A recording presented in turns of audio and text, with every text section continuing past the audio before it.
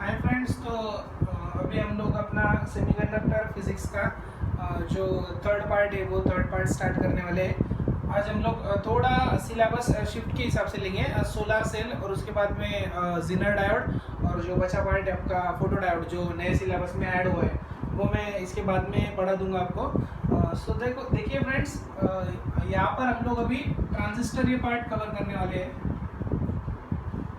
Transistor ये part लेने वाले हैं। देखिए, ट्रांजिस्टर सेमीकंडक्टर डिवाइस में बहुत ही इंपॉर्टेंट टॉपिक है। नीट और जेडबल के लिए ट्रांजिस्टर टॉपिक में बहुत सारे क्वेश्चंस पूछे जाते हैं। अल्फा डीसी और बीटा डीसी के लिए करंट गेन फैक्टर जो होता है कॉमन बेस और कॉमन इमीटर के लिए, वहाँ से एक क्वेश्चन डेफिनेटली आपको नीट के एग्जाम और जेडबल के एग्जाम में 4 मार्क्स के लिए बनता है। तो फ्रेंड्स, ट्रांजिस्टर स्टार्ट करने से पहले मैं ट्रांजिस्टर के बारे में कुछ बेसिक बता देता हूँ। ट्रांजिस्टर ये डिवाइस जो होता है वो एम्प्लीफिकेशन प्रोसेस के लिए यूज़ किया जाता है। So what is mean by amplification process? अभी जो मैं बोल रहा हूँ आपको पता है, एम्पलीफायर देखा होगा आपने। बड़े से बड़े प्रोग्राम्स जो होते हैं वहाँ पर टेप के साथ बाजू में एम्पलीफायर लगाया जाता है माइक सिस्टम के पास। एम्पलीफायर क्या करता है फ्रेंड्स? अभी जो मैं बोल रहा हूँ आपको पता है, साउंड वेव्स के हिसाब से मेरा जो बोलना है वो टोटल 3 थिंग्स में कैटेगराइज और कैरेक्टराइज होता है। उसमें से पहला वाला जो होता है उसे लाउडनेस कहते हैं, दूसरा वाला जो होता है उसे पिच कहते हैं और बाद में वाला जो होता है उसे टिम्बर कहते हैं। तो इसमें से जो एम्पलीट्यूड होता है, एम्पलीट्यूड अगर से हम लोग इंक्रीज करेंगे तो ये काम करता है ट्रांजिस्टर। मीन्स वहाँ पर इलेक्ट्रॉनिक डिवाइस में मेरी आवाज़ का एम्प्लीफिकेशन करने का जो काम होता है वो काम बेसिकली ट्रांजिस्टर परफॉर्म करता है। तो इसलिए हमें ट्रांजिस्टर ये टॉपिक सेमीकंडक्टर डिवाइस में बहुत ही इंपॉर्टेंट है। वैसे ट्रांजिस्टर के यूज स्विचिंग में भी किए जाते हैं, लेकिन ट्रांजिस्टर का बेसिक जो फंक्शन होता है वो होता है एम्प्लीफिकेशन का। तो मैं यहाँ पर आपको एम्प्लीफिकेशन बता देता हूँ। देखिए, एम्पलीफायर में हम लोग ट्रांजिस्टर यूज करते हैं। एम्पलीफायर क्या कहता है? समझो अभी मेरा वॉइस है, मेरे वॉइस की यहाँ पर ये सिग्नल, मेरे वॉइस का सिग्नल निकाला मैंने, समझो। तो इसका बड़ा सिग्नल उसके फ्रीक्वेंसी को डिस्टर्ब ना करके, फ्रीक्वेंसी जितनी उतनी रहेगी, मीन्स देखिए इतनी फ्रीक्वेंसी रहेगी, सिर्फ इसका एम्पलीट्यूड बढ़ जाएगा। देखिए एम्पलीट्यूड बूस्टअप कर दिया है, तो ये काम करता है एम्पलीफायर। और एम्पलीफायर को ये काम करवाने के लिए जो बेसिक बिल्डिंग ब्लॉक लगता है वो होता है ट्रांजिस्टर। ओके फ्रेंड्स, तो ट्रांजिस्टर 2 टाइप्स के होते हैं बेसिकली। एक ट्रांजिस्टर जो होता है वो होता है पीएनपी ट्रांजिस्टर और एक जो होता है NPN transistor. The NPN transistor is more ज़्यादा करके यूज किया जाता है NPN transistor as compare to the PNP transistor, because NPN transistor में एनपीएन एन ज़्यादा मेजर में आता है। और हमने सेमीकंडक्टर फिजिक्स पढ़ा है कि एन बोले तो एन टाइप सेमीकंडक्टर जो होता है उसमें मेजॉरिटी चार्ज के इलेक्ट्रॉन होते हैं और electron are more mobile as compare to holes. Electron जो होते हैं वो मोर मोबाइल होते हैं।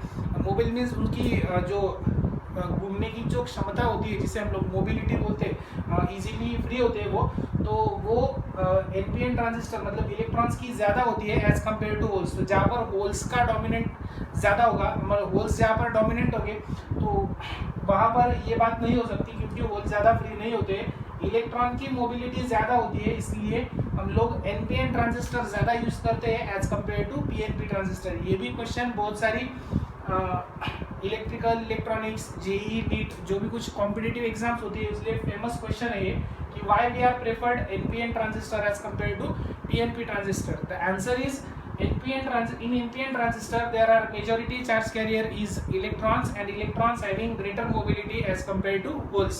तो इसलिए हम लोग NPN ट्रांजिस्टर ज़्यादा यूज करते हैं। ये हो गया उसका आंसर। अभी हम लोग चलो ट्रांजिस्टर स्टार्ट कर दे। तो ट्रांजिस्टर के बेसिकली 2 टाइप के होते हैं। सिंपली ट्रांजिस्टर की डेफिनेशन पढ़ लेंगे पहले। When a third doping element is added into two semiconductors, what friends? When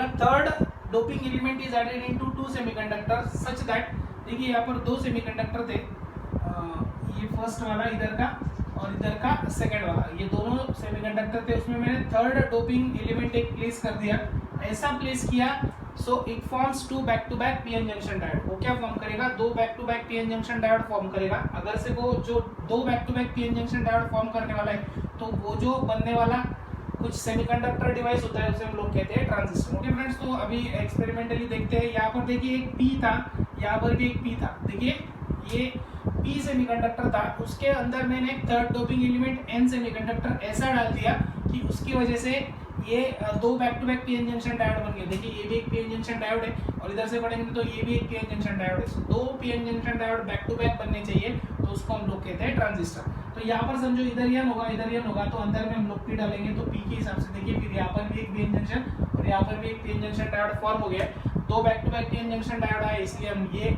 semiconductor device को कहेंगे ट्रांजिस्टर। ओके फ्रेंड्स, सो ये हो गया आपका पीएनपी ट्रांजिस्टर, और ये हो गया आपका एनपीएन ट्रांजिस्टर। ओके फ्रेंड्स, ये ज़्यादा करके यूज़ करते हैं जो मैंने अभी रिसेंटली आपको बताया। सो ट्रांजिस्टर का सिंबल देखेंगे अभी। ट्रांजिस्टर का सिंबल कैसा होता है फ्रेंड्स, देखिए सिंपली ट्रांजिस्टर में 3 टर्मिनल होते हैं। ओके, हमें यहाँ पर के नहीं निकालना है, ये ध्यान में रखिए, ऐसा सिंबल निकालते हैं हम ट्रांजिस्टर का। सो ये हो गया सिंपली ट्रांजिस्टर। ओके फ्रेंड्स, तो देखिए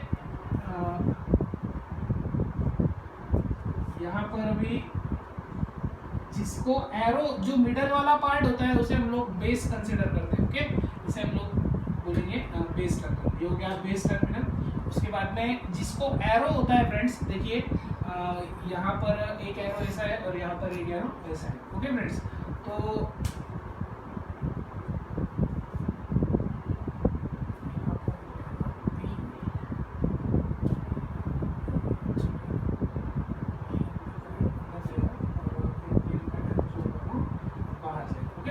तो यहाँ पर आपको नोट डाउन करना है। देखिए मैं आपको ट्रिक बताता हूँ एरो के बारे में, जंगलिंग नहीं करना है हमें। देखिए पीएन जंक्शन ऐसा पढ़ते हैं हम लोग, तो समझो पी के बाद में एन, पीएन जंक्शन में पी के बाद में एन आता है ना फ्रेंड्स। हमने एनपी जंक्शन तो कभी पढ़ा नहीं, पीएन जंक्शन ही पढ़ रहे। सो एरो पी से लेके एन की तरफ जाता है, मतलब एरो की डायरेक्शन जिधर जाती है उधर एन होता है। अभी देखिए फ्रेंड्स इधर एरो आ रहा है तो ये एन हो जाएगा, फिर ये पी होगा और फिर ये पी होगा। देखिए पी एन पी ट्रांजिस्टर हो गया ये, और ये जो ट्रांजिस्टर होगा ये होगा, देखिए एरो जिसकी तरफ जाता है वो एन होता है, तो मिडल वाला पी हो जाएगा और बाहर वाला भी एन हो जाएगा। ओके फ्रेंड्स, तो ये हो गया एनपीएन ट्रांजिस्टर और ये हो गया पीएनपी ट्रांजिस्टर। ओके फ्रेंड्स, ये पीएनपी ट्रांजिस्टर और ये एनपीएन ट्रांजिस्टर। ओके, मैंने ध्यान में कैसा रखवाया आपको वो देखिए, एरो जिधर जाता है वो होता है एन, तो ये एन बीच वाला पी और फिर इधर वाला एन आ जाएगा। ये इधर पी है, इधर बीच में एन आ रहा है, देखिए एरो इधर आ रहा है तो एन होगा, तो बीच में वाला एन है तो बाहर वाले दो पी हो गए। सो ये पीएनपी ट्रांजिस्टर का सिंबल है और ये हो गया एनपीएन ट्रांजिस्टर का सिंबल। यहाँ पर देखिए मिडल वाला जो टर्मिनल होता है उसे हम लोग बेस कहते हैं, जिसको एरो अटैच होता है वो होता है एमिटर टर्मिनल। ओके,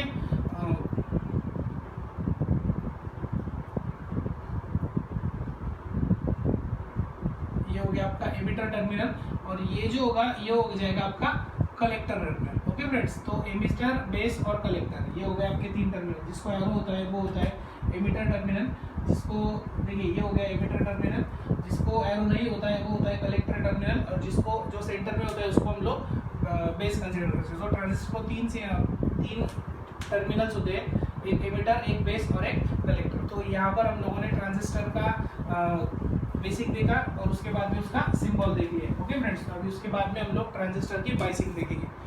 देखिए फ्रेंड्स, उसके बाद में हम लोग ट्रांजिस्टर की बाइसिंग देखेंगे। अभी ये ट्रांजिस्टर है, इसको 3 टर्मिनल है फ्रेंड्स। तो 3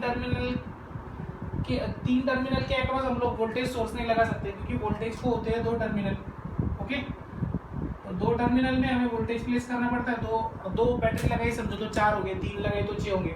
हमको ऑड टर्मिनल्स में बैटरी अप्लाई नहीं करते आती, सो इसलिए हमें यहाँ पर ये 3 टर्मिनल का कन्वर्जन 4 टर्मिनल में करना पड़ता है। तो बाइसिंग पढ़ने के पहले हम लोग कॉन्फ़िगरेशन पढ़ लेंगे। Okay friends, what is the configuration of transistor, हमें कॉन्फ़िगरेशन पढ़ना पड़ेगा। कॉन्फ़िगरेशन मतलब क्या होता है, ट्रांजिस्टर को देखिए फ्रेंड्स 3 टर्मिनल होते हैं। ओके, और पोर्ट जो होते हैं ट्रांजिस्टर को पोर्ट वो 4 पोर्ट होते हैं। सो 4 पोर्ट 3 टर्मिनल डिवाइस है ट्रांजिस्टर। तो हमें इसके लिए एक कोई भी टर्मिनल कॉमन करके 2 वोल्टेज सोर्स लगाने पड़ते हैं। देखिए 2 वोल्टेज सोर्स लगाएंगे तो हमें ये पहले वाला वोल्टेज सोर्स जिसको 2 टर्मिनल हो गए और दूसरा वाला वोल्टेज सोर्स उसको भी 2 टर्मिनल हो गए, तो 4 टर्मिनल की नीड होती है। तो हम कोई भी एक टर्मिनल उसमें कॉमन कर लेते हैं। सो जैसा कोई भी टर्मिनल कॉमन करते हैं वो हिसाब से उसका कॉन्फ़िगरेशन बन जाता है। सो पहला कॉन्फ़िगरेशन आता है समझो common base configuration. Okay friends, so common base configuration में हम बेस कॉमन करेंगे। जैसे कि देख लो ये ट्रांजिस्टर निकाला मैंने। ओके फ्रेंड्स, ये हो गया ट्रांजिस्टर, उसमें ये पार्ट आ जाएगा आपका बेस। उसके बाद में समझो यहाँ पर एरो निकाला तो ये एमिटर हो जाएगा और ये हो जाएगा कलेक्टर। सो ये हो गया बेस। ओके फ्रेंड्स, तो एरो वाला एमिटर होता है, एरो बाहर जा रहा है मतलब ये एन हो गया, ये पी हो गया, फिर ये एन हो गया। एनपीएन ट्रांजिस्टर लिया है मैंने और हर वक्त मैं यहाँ से आगे एनपीएन ट्रांजिस्टर ही लूंगा। सो देखिए फ्रेंड्स, यहाँ पर मैं क्या करता हूँ, बेस को देखिए, ये बेस था ना, इसे दो पार्ट में स्प्लिट अप कर देता हूँ। तो यहाँ पर एक वोल्टेज सोर्स मुझे अप्लाई करता है और यहाँ पर भी मुझे एक वोल्टेज सोर्स अप्लाई करता है। तो दो टर्मिनल 4 टर्मिनल हो गए। देखिए फ्रेंड्स, यहाँ पर बेस कॉमन किया है मैंने, बेस को दो पार्ट में डिवाइड कर दिया, एक इधर और एक इधर। सो ये स्ट्रक्चर हो गया कॉमन बेस का। ऐसे ही हिसाब से हमें कॉमन एमिटर स्टडी करना पड़ेगा। Okay, common emitter configuration. अभी कॉमन एमिटर में हम लोग क्या करेंगे फ्रेंड्स, देखिए ट्रांजिस्टर निकालता हूँ मैं। यहाँ पर ये हो गया बेस, उसके बाद में ये हो गया उसका एमिटर और ये हो गया उसका कलेक्टर, ये हो गया ट्रांजिस्टर फ्रेंड्स। तो हमें एमिटर कॉमन करना है, तो मैं एमिटर को दो पार्ट में क्लासीफाई कर दूंगा, दो टुकड़े कर दिए एमिटर के। उसके बाद में यहाँ पर देखिए एक वोल्टेज सोर्स मुझे अप्लाई करता है और यहाँ पर भी एक वोल्टेज सोर्स अभी मुझे अप्लाई करता है। तो देखिए यहाँ पर एमिटर कॉमन हो चुका है, तो ये कॉन्फ़िगरेशन हो गया आपका common emitter configuration. Okay friends, देखिए एमिटर कॉमन किया है यहाँ पर, डायग्राम ठीक से देख लीजिए, डायग्राम ही इंपॉर्टेंट है। बाकी अभी हम लोग कॉमन कलेक्टर देखेंगे। ओके, अभी कॉमन कलेक्टर देखेंगे फ्रेंड्स। कॉमन कलेक्टर में क्या करूँगा, मैं सिंपली एमिटर की जैसी डायग्राम निकाल दूंगा। उसके बाद में अभी यहाँ पर हो गया बेस, अभी मैं यहाँ पर एमिटर नहीं लूंगा, एमिटर में ऊपर कंसीडर कर दूंगा। ये हो गया आपका एमिटर। डायग्राम कैसे भी रोटेट करती है तो चलता है, वो तो सर्किट है ना फ्रेंड्स। सो यहाँ पर ये हो गया क्या, कलेक्टर। सो कलेक्टर को अभी मैं दो पार्ट में स्प्लिट अप कर दूंगा। ये हो गया एमिटर, यहाँ से एक बनेगा, इधर वोल्टेज सोर्स लगेगा और यहाँ पर एक वोल्टेज सोर्स इधर लग जाएगा। सो देखिए फ्रेंड्स, ये जो डायग्राम हो गई, ये डायग्राम यहाँ पर मैंने कलेक्टर कॉमन कर दिया। देखिए ये कलेक्टर कॉमन किया है, सो ये हो गई कॉमन कलेक्टर की डायग्राम। ओके फ्रेंड्स, सो ये हिसाब से कॉमन बेस, कॉमन एमिटर और कॉमन कलेक्टर, ये तीन कॉन्फ़िगरेशन हम लोग स्टडी करते हैं। ये बाद में भी हम पढ़ने वाले हैं। कॉन्फ़िगरेशन क्यों करते हैं, ये बात अगर से ये क्वेश्चन किसी ने पूछा तो उसका आंसर कैसा देना है कि ट्रांजिस्टर 3 टर्मिनल 4 पोर्ट डिवाइस है और हमें दो वोल्टेज सोर्स लगाने के लिए 4 टर्मिनल की जरूरत पड़ती है। इसलिए हम लोग ट्रांजिस्टर में का 3 टर्मिनल में से कॉमन एमिटर, बेस और कलेक्टर में से कोई भी एक टर्मिनल को कॉमन करते हैं और वो उसका कॉन्फ़िगरेशन बन जाता है। अगर से बेस कॉमन किया है तो कॉमन बेस हो जाएगा, अगर से एमिटर कॉमन किया है तो कॉमन एमिटर कॉन्फ़िगरेशन हो जाएगा और कलेक्टर कॉमन किया तो कॉमन कलेक्टर कॉन्फ़िगरेशन हो जाएगा। ओके फ्रेंड्स, तो कॉन्फ़िगरेशन आपको डिटेल में समझ में आ गई होगी। अभी हम लोग पढ़ेंगे बाइसिंग। फ्रेंड्स, तो अभी हम लोगों ने कॉन्फ़िगरेशन के बारे में स्टडी किया। जो कॉन्फ़िगरेशन होते हैं वो 3 टर्मिनल को 4 टर्मिनल्स में कन्वर्ट करने के लिए हम लोग यूज़ करते हैं। बेसिकली 3 कॉन्फ़िगरेशन देखे हम लोगों ने, कॉमन बेस, कॉमन एमिटर और कॉमन कलेक्टर। तो हम इसमें से कॉमन बेस यूज़ करेंगे ऑपरेशन स्टडी करने के लिए ट्रांजिस्टर का। उससे पहले देखो फ्रेंड्स, ऑपरेशन स्टडी करने से पहले ट्रांजिस्टर एक पैसिव एक्टिव डिवाइस है ट्रांजिस्टर, लेकिन उसको वर्क करने के लिए हमें कुछ ना कुछ वोल्टेज सोर्स अप्लाई करने पड़ते हैं। जो वोल्टेज सोर्स अप्लाई हम लोग करते हैं वो 2 अप्लाई करते हैं और इसलिए हमें टोटल 4 टर्मिनल्स लगते हैं, तो हम उसके लिए कॉन्फ़िगरेशन यूज़ करते हैं। सो फ्रेंड्स, ये हो गई कॉन्फ़िगरेशन के बारे में डिटेल। अभी देखिए मैं यहाँ पर एक कॉमन बेस का एग्जांपल लेता हूँ, कॉमन बेस कॉन्फ़िगरेशन का। सो यहाँ पर देखिए एमिटर कंसीडर किया है मैंने, एरो वाला पार्ट एमिटर होता है, विदाउट एरो वाला पार्ट कलेक्टर, और ये हो गया आपका बेस। मैं बेस को 2 पार्ट में कन्वर्ट कर देता हूँ। तो यहाँ पर देखिए एक वोल्टेज सोर्स अप्लाई इधर होगा और इधर एक वोल्टेज सोर्स अप्लाई होगा। ये जो वोल्टेज, यहाँ पर जो वोल्टेज रहेगा, मतलब ये जंक्शन के अक्रॉस जो वोल्टेज रहेगा, इसे हम लोग कहेंगे voltage B, base emitter voltage, और यहाँ पर जो होगा इसे कहेंगे वोल्टेज सीबी, मतलब कलेक्टर बेस। तो देखिए बेस दोनों तरफ आ रहा है क्योंकि बेस हम लोगों ने यहाँ पर कॉमन किया है। ये हो गया कॉमन बेस कॉन्फ़िगरेशन। तो देखिए फ्रेंड्स, यहाँ पर जो वोल्टेज मैं अप्लाई करने वाला हूँ, अभी ये एरो बाहर जा रहा है, मतलब ये हो गया आपका, जहाँ पर एरो जाता है वो होता है एन, आपको पता है, तो फिर वो ये पी हो जाएगा और फिर से ये क्या हो जाएगा, एन। सो ये एनपीएन ट्रांजिस्टर का एक एग्जांपल हम लोगों ने यहाँ पर लिया है। देखिए बाहर एरो जाता है, उसको हम एनपीएन ट्रांजिस्टर बोलते हैं।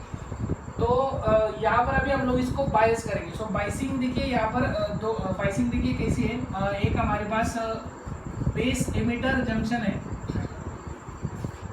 और दूसरा जो जंक्शन है वो है कलेक्टर बेस जंक्शन। जैसे 2 जंक्शन यहाँ पर फॉर्म हो रहे हैं और ये 2 जंक्शन को हमें फॉरवर्ड बायस और रिवर्स बायस करना पड़ेगा। सो देखिए फ्रेंड्स, अगर से हम लोगों ने यहाँ पर बेस एमिटर जंक्शन और कलेक्टर बेस जंक्शन, मैं इसको इधर में लिख लेता हूँ, बी जंक्शन,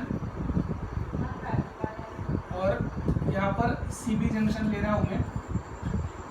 सो फ्रेंड्स देखिए बी जंक्शन और सीबी जंक्शन, बी जंक्शन में फॉरवर्ड रिवर्स करूंगा, फिर से सीबी जंक्शन भी फॉरवर्ड रिवर्स करूंगा, तो इस हिसाब से ये ऐसा कैटेगराइज हो जाएगा। देखिए ये हो जाएगा फॉरवर्ड बायस 2 बार, और ये हो जाएगा रिवर्स बायस, और यहाँ पर भी रिवर्स बायस। सो देखिए ये फिर से फॉरवर्ड बायस, ये रिवर्स बायस, और ये फॉरवर्ड बायस, और फिर से रिवर्स बायस। तो फ्रेंड्स बाइसिंग की टेक्निक्स ये 4 होते हैं टोटल। देखिए हम लोग दोनों जंक्शन फॉरवर्ड बायस रख सकते हैं, दोनों जंक्शन रिवर्स बायस रख सकते हैं, ये जंक्शन फॉरवर्ड, ये रिवर्स, और ये रिवर्स, ये फॉरवर्ड, ऐसे हम 4 ले सकते हैं। इसके अलावा हम लोग और कुछ नहीं कर सकते। तो ये चारों कंडीशन केसेस मैंने ले लिए यहाँ पर। देखिए पहला जंक्शन, दोनों जंक्शन फॉरवर्ड बायस, दोनों जंक्शन रिवर्स बायस, पहला फॉरवर्ड दूसरा रिवर्स, और पहला रिवर्स दूसरा फॉरवर्ड, सबके सब कंडीशंस आ गए। तो यहाँ पर देखिए ये जंक्शन लिखने के बाद में अभी मैं क्या करूँगा, ट्रांजिस्टर कैसा एक्ट करता है वो यहाँ पर लिखेंगे।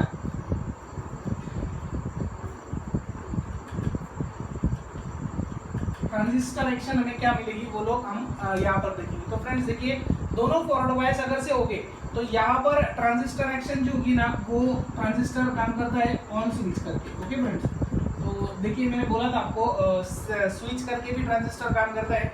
अगर से दोनों जंक्शन रिवर्स बायस हो गए तो भी ट्रांजिस्टर स्विच करके काम करता है, उसको हम बोलते हैं ऑफ स्विच। ओके फ्रेंड्स, ये हो जाएगा आपका off switch.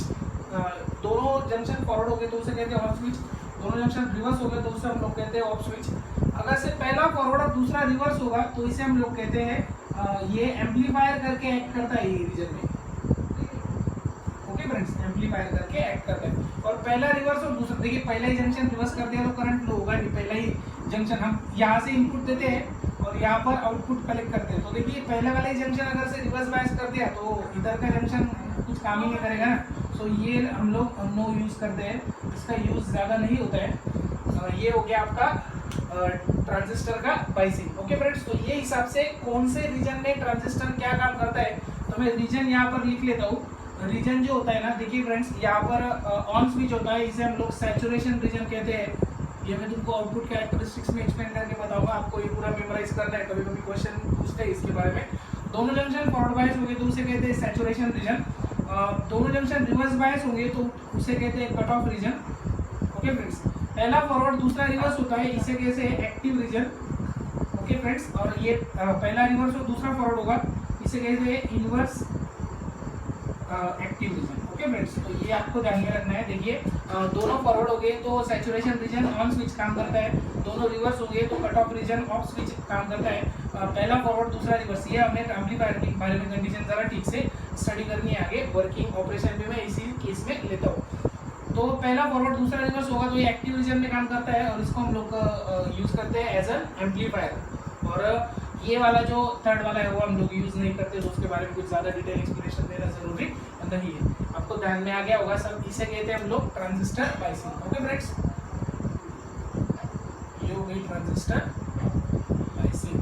Okay, biasing means आपको पता है applying external voltage source, external voltage source apply करने को हम लोग क्या बोलते हैं, बाइसिंग। तो यहाँ पर देखिए बाइसिंग कैसे कर सकते हैं। पहला जंक्शन फॉरवर्ड बायस कैसे करेंगे हम लोग, देखिए पहला जंक्शन फॉरवर्ड एन को एन लगाना और पी को पी लगाना। ओके फ्रेंड्स, ये हो गया पहला जंक्शन फॉरवर्ड बायस कर दिया है। यहाँ पर अभी दूसरा भी फॉरवर्ड बायस करेंगे, एन को मैं निगेटिव और पी को पॉजिटिव लगाऊंगा। ये भी जंक्शन देखिए एन को निगेटिव और पी को पॉजिटिव लगा रहा हूँ, यहाँ पर पी को पॉजिटिव एन को निगेटिव लगाया, ये हो गए फॉरवर्ड, दोनों फॉरवर्ड बायस हो गए।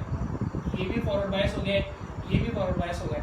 अभी दोनों रिवर्स बायस कैसे करेंगे फ्रेंड्स, देखिए दोनों रिवर्स बायस इस प्रकार कर देंगे, एन को लगा देंगे पी और पी को लगा देंगे निगेटिव टर्मिनल। ओके फ्रेंड्स, ये हो गई रिवर्स बायस। अभी ये भी रिवर्स बायसिंग हो जाएगी, ये भी हो गई रिवर्स बायसिंग। ओके फ्रेंड्स, ये दोनों रिवर्स बायस हो गए अभी। तो अभी ट्रांजिस्टर यहाँ पर ऑफ स्विच काम करेगा।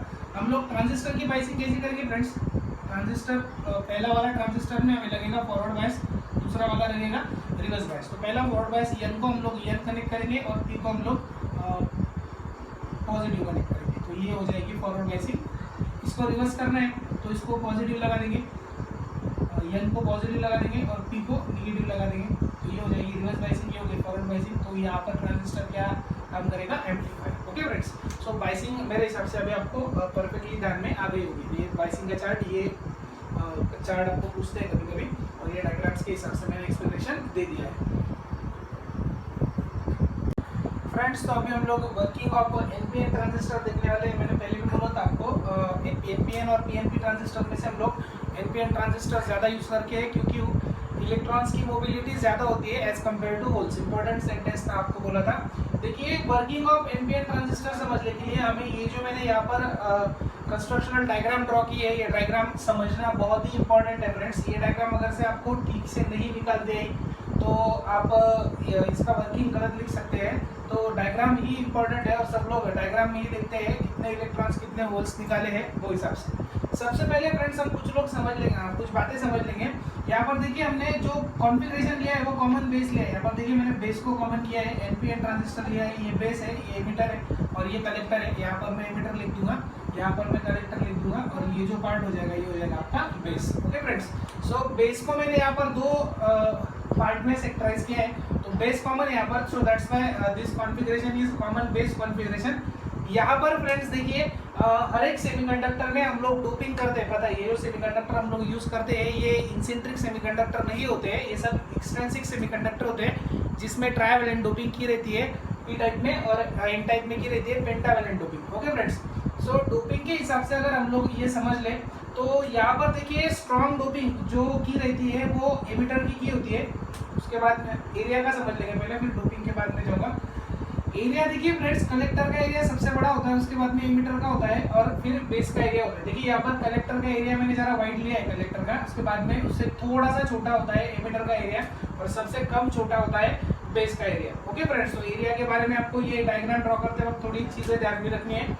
उसके बाद में डोपिंग देखेंगे। Doping means adding the that impurity into that semiconductor is called as doping। so यहाँ पर देखिए फ्रेंड्स डोपिंग का कॉन्सेंट्रेशन भी अलग अलग है।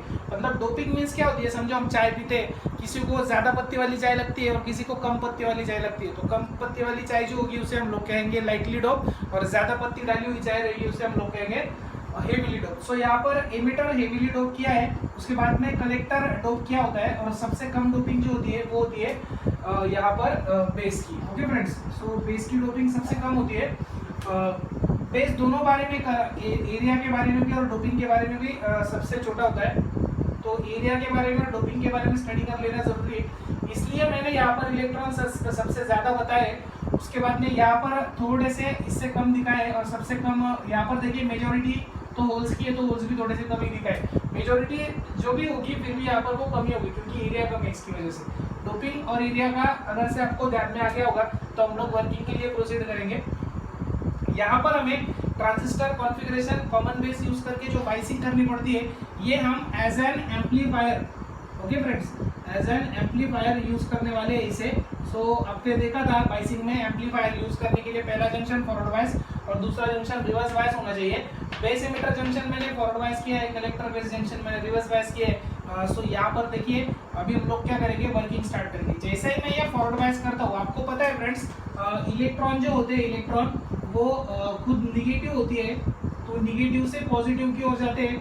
होल्स जो होते हैं खुद पॉजिटिव होते हैं वो निगेटिव की ओर जाते हैं और करंट जो होता है वो पॉजिटिव से लेके निगेटिव हो जाता है। ये मैंने आपको पीएन जंक्शन के वर्किंग के टाइप को भी ये तीन बातें बताई थी। सो फ्रेंड्स देखिए, as soon as we forward bias this junction base emitter junction the electron which are present majority charge carrier at here in n type semiconductor starts flowing towards the positive terminal। so ये electrons इधर में जाएंगे, सब electron जो होंगे इनका diffusion होगा। so what is mean by diffusion friends, when electron देखिए कोई क्लास भरा होता है तो उसमें 100-150 बच्चे एक ही जगह पर एक ही क्लासरूम में बहुत डेंस बैठे रहते हैं। अगर से मैंने क्लास छोड़ दिया तो सब बच्चे भागते भागते बाहर चले जाते हैं क्योंकि ज़्यादा डेंसिटी से वो लोअर डेंसिटी को जाते हैं। मतलब रूम छोटा होता है, बच्चे ज़्यादा होते हैं तो डेंसिटी ज़्यादा होती है, तो मैंने उनको छोड़ दिया तो वो ज़्यादा डेंसिटी की ओर से जिधर में कम डेंसिटी रहेगी उधर में जाते हैं, मतलब बाहर चले जाते हैं। सो इसे कहते हैं diffusion process. So what is mean by diffusion, when electrons from higher density goes towards the lower density, that effect is known as diffusion process। ये प्रोसेस को हम लोग डिफ्यूजन बोलते हैं। सो यहाँ पर as soon as we connect the forward bias base emitter junction, then that electron which are majority charge carrier present in emitter side starts diffuse towards the collector side। so ये collector की ओर diffuse हो जाते हैं। सो पहला current यहाँ पर develop होता है आई, ये पहला करंट फॉर्म होता है I means current eight emitter. So emitter current जो फॉर्म होता है ये एमिटर करंट डिफ्यूजन की वजह से फॉर्म होता है, ये आपको ध्यान में रखना है। सो यहाँ से निकले हुए सब इलेक्ट्रॉन्स यहाँ पर जो मेजॉरिटी चार्ज कैरियर है होल्स पी टाइप में, ओके फ्रेंड्स। तो ये होल के साथ में ये इलेक्ट्रॉन का हो जाता है रिकॉम्बिनेशन। सो ये रिकॉम्बिनेशन की वजह से यहाँ पर बेस करंट फॉर्म होता है, ओके फ्रेंड्स। तो ये बेस करंट जो होता है ये रिकॉम्बिनेशन की वजह से फॉर्म होता है। फिर से एक बार बताता हूँ, जैसा ही मैं इसे फॉरवर्ड बायस करता हूँ वैसा ही यहाँ से जो इलेक्ट्रॉन सब मेजॉरिटी चार्ज कैरियर होते हैं वो छूटते हैं हायर डेंसिटी से लेके लोअर डेंसिटी की ओर, और जब वो लोअर डेंसिटी की ओर जाते हैं तो डिफ्यूजन फॉर्म होता है, और डिफ्यूजन करंट डेवलप होता है आई stands for current eight emitter side. So emitter current बोलते हैं लोग इसे। उसके बाद में ये जो इलेक्ट्रॉन होता है वो बेस में जो मेजॉरिटी चार्ज कैरियर है पी टाइप में होल्स उसके साथ में रिकम्बाइन होते हैं। सो रिकम्बाइन होने की वजह से यहाँ पर बेस करंट फॉर्म होता है, और बेस करंट फॉर्म होता है due to the recombination. Then बचे इलेक्ट्रॉन सब चले जाते हैं यहाँ पर कलेक्टर साइड में, और कलेक्टर साइड में वो डिफ्यूज हो जाते हैं। सो कलेक्टर में भी एक करंट फॉर्म होता है आईसी, और इसे हम लोग कहते हैं डिफ्यूजन आईसी कलेक्टर करंट, वो भी फॉर्म होता है डिफ्यूजन की वजह से, ओके फ्रेंड्स। सो यहाँ पर आपको ध्यान में रखना है, एमिटर करंट फॉर्म होता है डिफ्यूजन की वजह से, बेस करंट फॉर्म होता है रिकॉम्बिनेशन की वजह से, और कलेक्टर करंट फॉर्म होता है डिफ्यूजन की वजह से। सो ये हो गया आपके 3 करंट, और ये हो गया पूरा टोटल वर्किंग आपका एनपीएन ट्रांजिस्टर का। सो यहाँ पर हम लोग सीख लेंगे कि सबसे बड़ा जो करंट होता है वो होता है एमिटर करंट, और सबसे छोटा जो करंट होता है वो बेस करंट, क्योंकि बेस करंट में ज्यादा माइनर मेजॉरिटी चार्ज कैरियर नहीं है इसलिए उसका कॉन्सेंट्रेशन भी कमी होगा।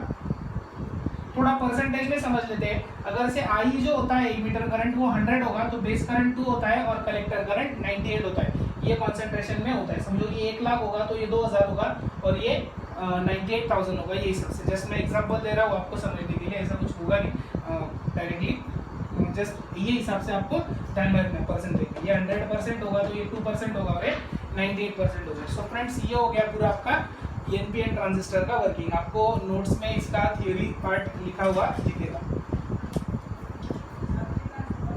हाय फ्रेंड्स, तो हम लोग अभी देखने वाले हैं how the transistor act as an amplifier. Okay, so transistor amplifier कैसे वर्क करता है वो हम लोग अभी देखेंगे। उसके लिए हमें जो सर्किट और जो कॉन्फ़िगरेशन लेना पड़ेगा ट्रांजिस्टर का वो कॉमन एमिटर लेना पड़ेगा। ओके फ्रेंड्स, सो यहाँ पर हम लोग टाइटल डाल देंगे ट्रांजिस्टर एज एन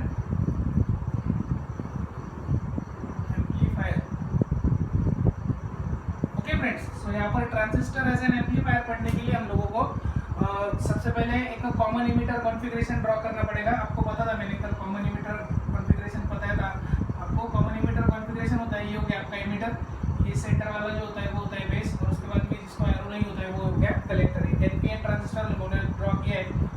सो यहाँ पर देखिए फ्रेंड्स, एनपीएन ट्रांजिस्टर में अभी हम लोग यहाँ पर क्या करने वाले हैं, इमिटर को कॉमन कर देने वाले हैं। ओके फ्रेंड्स, सो यहाँ पर इमिटर को कॉमन करने के बाद में 2 सोर्सेस वोल्टेज सोर्स लगाएंगे हम लोग।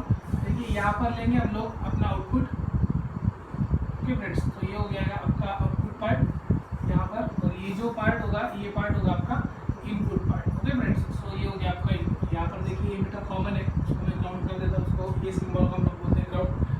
सो अभी यहाँ पर एमिटर कॉमन हो चुका है। देखो एमिटर 2 पार्ट में मैंने डिवाइड कर दिया है, आपने ये नहीं भी निकाला तो भी चलेगा, कोई दिक्कत नहीं है। सो यहाँ पर देखिए फ्रेंड्स, जो सिग्नल मुझे अप्लाई करना है एसी सिग्नल, मैं उसको यहाँ पर अप्लाई कर दूँगा। ओके, सो हमको सबसे पहले यहाँ पर एम्प्लीफिकेशन प्रोसेस समझ लेनी चाहिए। एम्प्लीफिकेशन प्रोसेस मैंने आपको बताई थी। एम्प्लीफिकेशन में क्या होता है फ्रेंड्स, देखिए ये जो सिग्नल है इसमें ये जो हॉरिजॉन्टल पार्ट होता है चेंजिंग, उसे हम लोग बोलते हैं फ्रीक्वेंसी, और जो मैक्सिमम पार्ट यहाँ पर रीच होता है इसे हम लोग बोलते हैं एम्पलीट्यूड। सो एम्पलीफायर जो होता है वो एम्पलीफायर क्या करता है, फ्रीक्वेंसी को चेंज ना करके, देखिए डिस्टेंस इतना कितना ही है, सिर्फ यहाँ पर जो स्ट्रेंथ है सिग्नल की, एम्पलीट्यूड बूस्टअप हो गया, एम्पलीट्यूड बढ़ गया।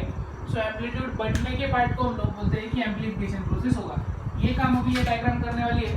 सो मैंने यहाँ पर कॉमन एमिटर कॉन्फ़िगरेशन चूज किया है।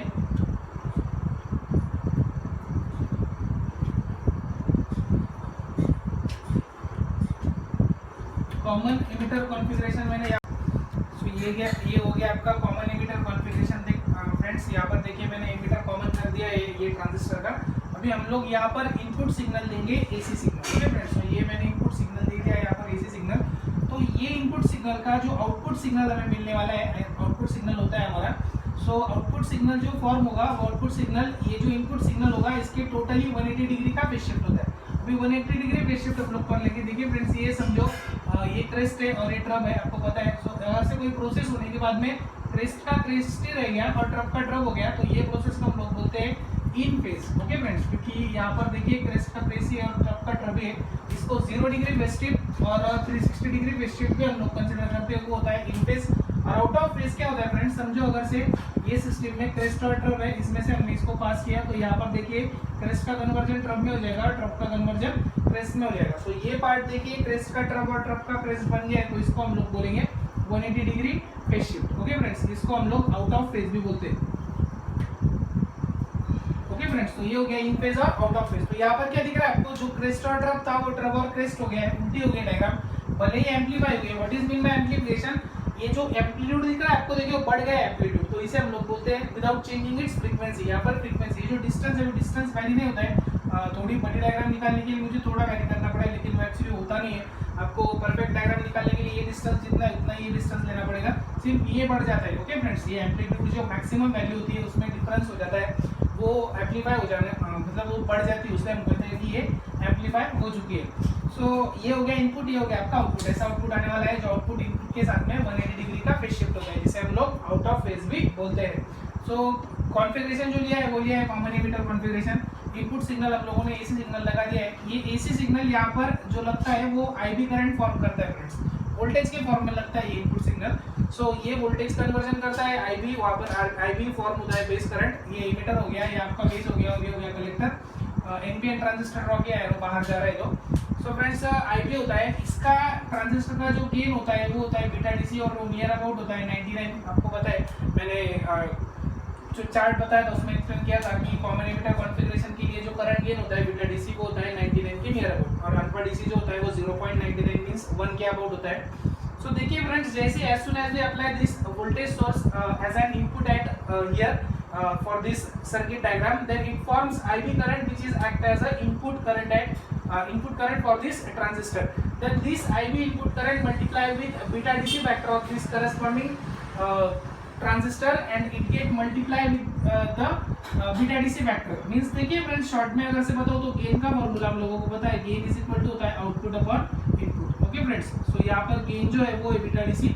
सो beta DC is equal to output हो गया आपका आईसी डिवाइडेड बाय इनपुट हो जाएगा आपका आईबी, क्योंकि इमिटर कॉमन है तो इमिटर नहीं आएगा यहाँ पर। सो मींस यहाँ पर मैंने अगर से आईसी की वैल्यू निकाली आउटपुट की, तो वो क्या आएगी बीटा डीसी, नहीं तो फिर आईबी इधर मल्टीप्लाई कर लेता हूँ, IB multiply by beta DC. So देखिए friends, input multiply by gain is equal to बन जाता है आपका आउटपुट। ओके फ्रेंड्स, देखिए आईसी आउटपुट है, आईबी इनपुट है और बीटा डीसी गेन है। सो ये फॉर्मूला आपको लर्न करना है, आईबी मतलब input multiply by gain is equal to always output. So देखिए फ्रेंड्स, इनपुट करंट फिर से एक बार बताता हूँ, input current act as an IB act as an input current, this input current multiply with beta DC of this transistor factor which is transistor gain factor and it generate the IC current which is output. So ये equation use करके हम लोग यहाँ पर IC की value निकाल सकते हैं। सो ऐसे कैसा मिलेगा, देखिए फ्रेंड्स एक दो एग्जांपल लेके दिखाता हूँ। समझो ये इनपुट सिग्नल था, ये था 2।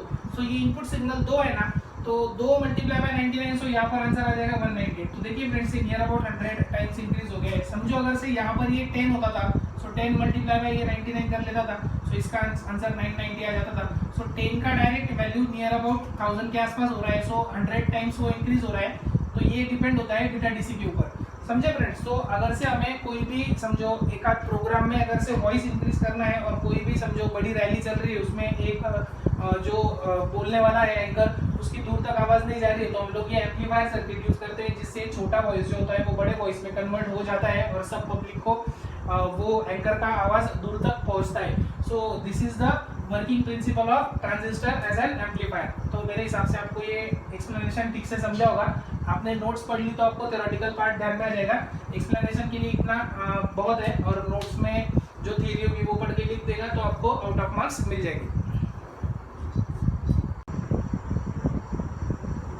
सो फ्रेंड्स, अभी हम लोग जो कुछ हमने कॉन्फ़िगरेशन स्टडी की थी, कॉन्फ़िगरेशन का डिटेल में देख लेंगे।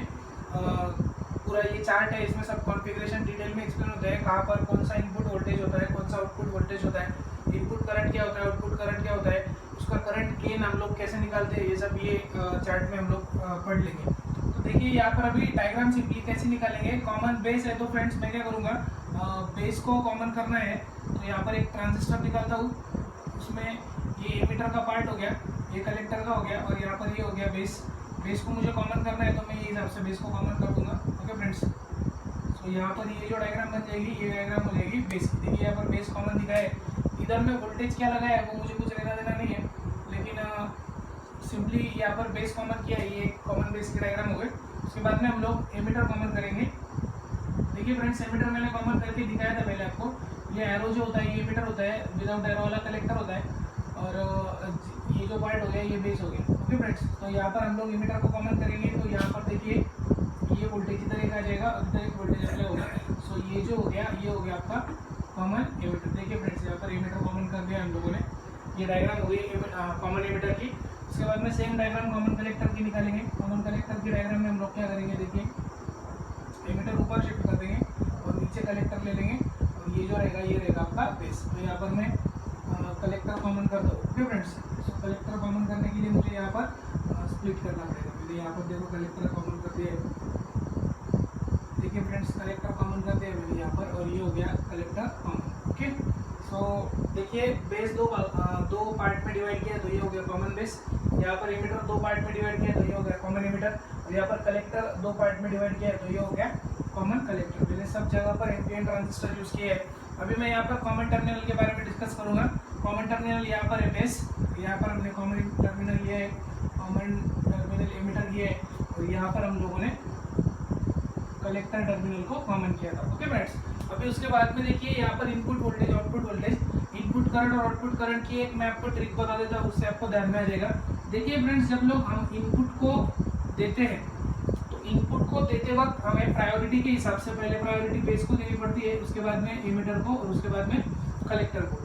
अगर से हम लोग आउटपुट को देंगे तो आउटपुट को देने की प्रायोरिटी हम लोग पहले से कलेक्टर को देते हैं, उसके बाद में एमिटर को, और उसके बाद में बेस को। सो फ्रेंड्स, यहाँ पर आप जरा ध्यान में रखिए, वोल्टेज हम ऑलवेज टू टर्मिनल में लेते हैं।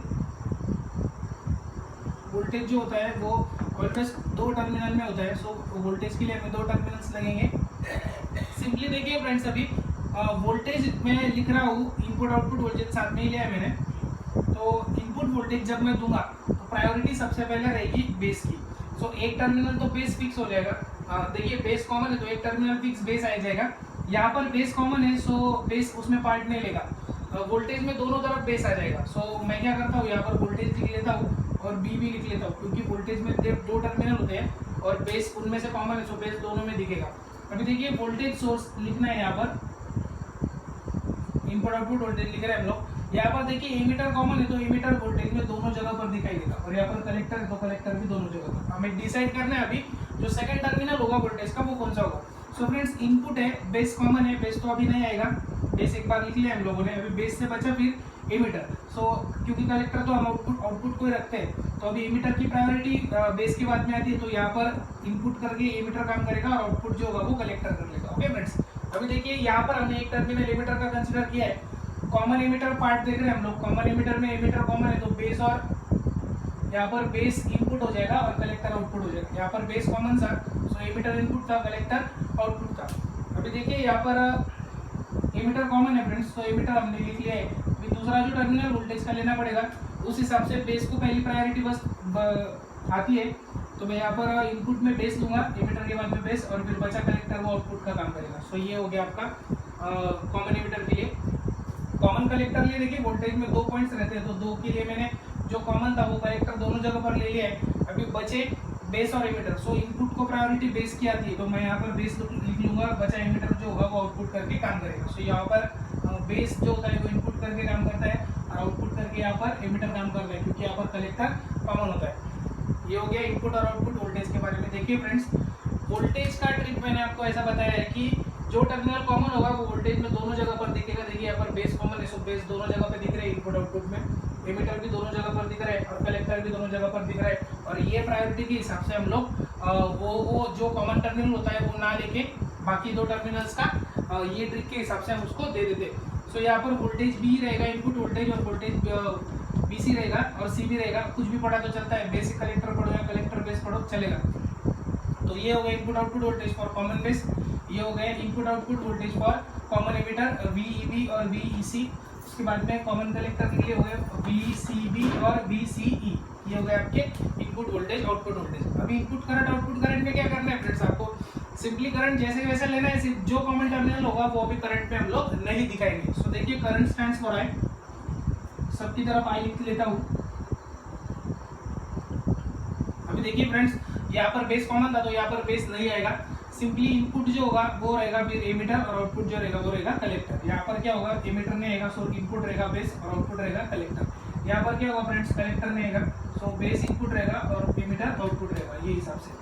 सो ये हो गया आपके इनपुट वोल्टेज और इनपुट करंट, आउटपुट वोल्टेज और output current for each configuration. अभी हम बाद में देखेंगे करंट गेन। सबको पता है फ्रेंड्स करंट गेन जो होता है कॉमन बेस के लिए अल्फा डीसी होता है, कॉमन एमिटर के लिए होता है बीटा डीसी और कॉमन कलेक्टर के लिए होता है gamma DC. Okay friends, so यहाँ पर देखिए मैं आपको गेन का बेसिक फार्मूला बताता हूँ। गेन का बेसिक फार्मूला होता है output upon input. Okay friends, so ये करंट गेन है तो इस हिसाब से हमें करंट के रेशियोज देने पड़ेंगे। तो यहाँ पर देखिए फ्रेंड्स करंट गेन का कॉमन बेस के लिए करंट गेन के लिए यहाँ पर करंट का आउटपुट क्या था, आईसी। आउटपुट देखिए आउटपुट अपॉन इनपुट गेन होता है, ये फॉर्मूला आप लर्न कर लीजिए। सो आउटपुट हो गया आईसी और इनपुट जो होता है वो होता है I. Okay friends, so IC upon I हो गया आपका अल्फा डीसी। उसके बाद में बीटा डीसी आप लोग बता सकते हैं अभी बीटा डीसी कैसा आएगा, आउटपुट करंट है यहाँ पर आईसी और इनपुट करंट है यहाँ पर आईबी। ओके फ्रेंड्स, तो यहाँ पर गैमा डीसी के लिए current gain factor gamma DC कैसा आएगा, यहाँ पर आउटपुट करंट है आई और उसके बाद में इनपुट करंट है आईबी। तो ये सब जो हो गए फ्रेंड, ये आपके ट्रांजिस्टर कॉन्फ़िगरेशन के बारे में detail input output analysis, diagram analysis, common terminal analysis और करंट गेन एनालिसिस हो गया। अभी इसके बाद में का जो टॉपिक है हमें करंट गेन अल्फा डीसी और current gain beta DC for common base and common emitter के लिए स्टडी करना है फ्रेंड्स। जनरली ये जो कॉमन देखिए यहाँ पर आपको आगे चल के दोनों के बारे में डिटेल पढ़ना है। गैमा डीसी के बारे में हम लोग ज्यादा नहीं पढ़ेंगे। अल्फा डीसी की वैल्यू होती है 0.99 फ्रेंड्स और यहाँ पर बीटा डीसी की वैल्यू होती है 99। सो बीटा डीसी और अल्फा डीसी में बहुत ज्यादा डिफरेंस हो जाता है। सो ये जो होता है करंट गेन होता है बीटा डीसी, ये हम लोग कॉमन एमिटर कॉन्फ़िगरेशन एम्पलीफायर के लिए यूज करते हैं। सो अभी हम लोग इसके बाद में अल्फा बीटी और अल्फा बीटी का अल्फा डीसी और बीटा डीसी का रिलेशंस म्यूचुअल रिलेशन देखेंगे। Alpha DC in terms of beta DC और beta DC in terms of alpha DC, ये हिसाब से। सो फ्रेंड्स हम लोग अभी यहाँ पर रिलेशन देखने वाले हैं अल्फा डीसी और बीटा डीसी में। नीट, जेई और जो भी इलेक्ट्रॉनिक्स और इलेक्ट्रिकल के कॉम्पिटिटिव एग्जाम्स होते हैं उनमें अल्फा डीसी और बीटा डीसी ट्रांजिस्टर गेन के बारे में काफी बार क्वेश्चंस पूछा जाता है। अल्फा डीसी होता है current gain for common base configuration और बीटा डीसी जो होता है वो होता है current gain for common emitter configuration. तो इन दोनों में म्यूचुअल रिलेशन क्या होता है उसके बारे में क्वेश्चंस कभी कभी आपको पूछ लेते हैं। ये डेरिवेशन अभी सेमीकंडक्टर में नए सिलेबस में ऐड किया है और बहुत ही इंपॉर्टेंट डेरिवेशन है, फर्स्ट एग्जाम में आपको पूछ सकते हैं। तो मैं सबसे पहले लिखता हूँ फ्रेंड्स अल्फा डीसी के बारे में। अल्फा डीसी मींस होता है करंट गेन फैक्टर। अभी रिसेंटली हम लोगों ने देखा जो कॉन्फ़िगरेशन होते थे उसमें अल्फा डीसी गेन निकाला था हम लोगों ने। ये गेन का फॉर्मूला होता है आउटपुट अपॉन इनपुट। सो फ्रेंड्स देखिए कॉमन बेस के लिए निकाल रहे हैं तो बेस अगर से कॉमन होगा सो मैंने आपको वहाँ पर प्रायोरिटी बताई थी। सबसे पहले आउटपुट की प्रायोरिटी जो होती है वो होती है कलेक्टर को, फिर उसके बाद में एमिटर को, फिर उसके बाद में बेस को।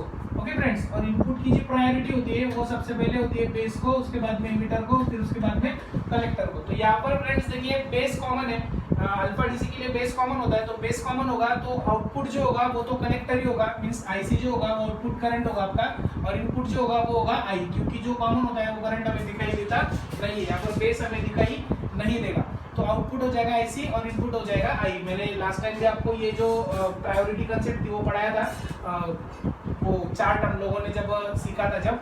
सो आउटपुट हो गया आईसी और इनपुट हो गया आई। अल्फा डीसी का फॉर्मूला बना लिया है फ्रेंड्स हमने। अभी बीटा डीसी का जो फॉर्मूला होता है, बीटा डीसी होता है कॉमन एमिटर के लिए करंट गेन। सो गेन का फॉर्मूला फिर से होगा आउटपुट अपॉन इनपुट, लेकिन यहाँ पर एमिटर कॉमन होगा तो ऊपर होगा आईसी, कलेक्टर का आउटपुट ज्यादा देंगे हम। देखिए कलेक्टर आउटपुट लेगा पहले, उसके बाद में जो बचा वो इनपुट रहा, तो इनपुट में यहाँ पर एमिटर कॉमन है सो बचा बेस, तो नीचे बेस आ जाएगा। सो आईसी अपॉन आई पे हो गया बीटा डीसी और अल्फा डीसी हो गया IC upon I.